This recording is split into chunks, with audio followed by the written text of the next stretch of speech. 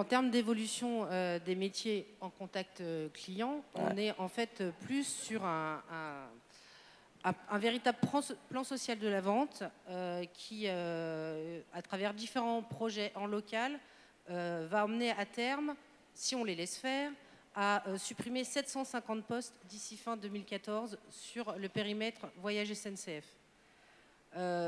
Pour cela, la direction, elle impose en fait aux usagers un recours aux canaux Internet en organisant une pénurie de guichets et des centres lignes directes.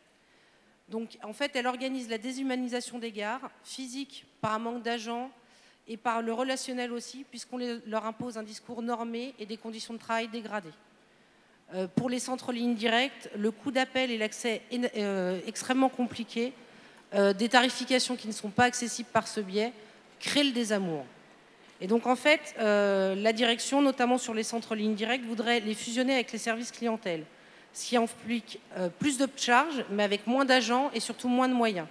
Donc 175 suppressions d'emplois d'ici à janvier 2015 sur le périmètre de la relation vente à distance.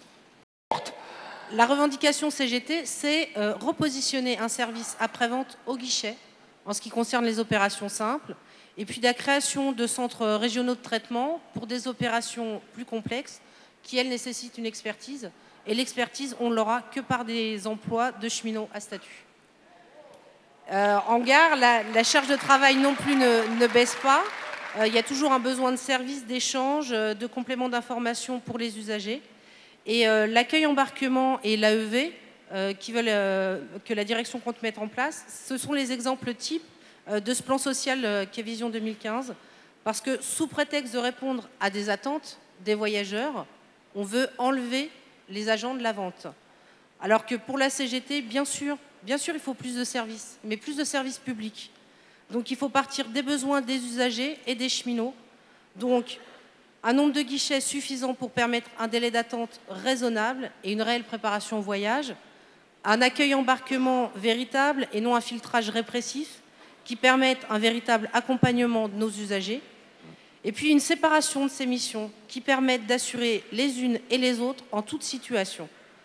Alors tout ça, si on prend par ce bout-là, ça nécessite des moyens humains conséquents. Et on en revient à la question de l'emploi, encore et toujours. Des moyens humains conséquents, c'est des emplois à statut, et c'est ensemble qu'il va falloir aller les gagner.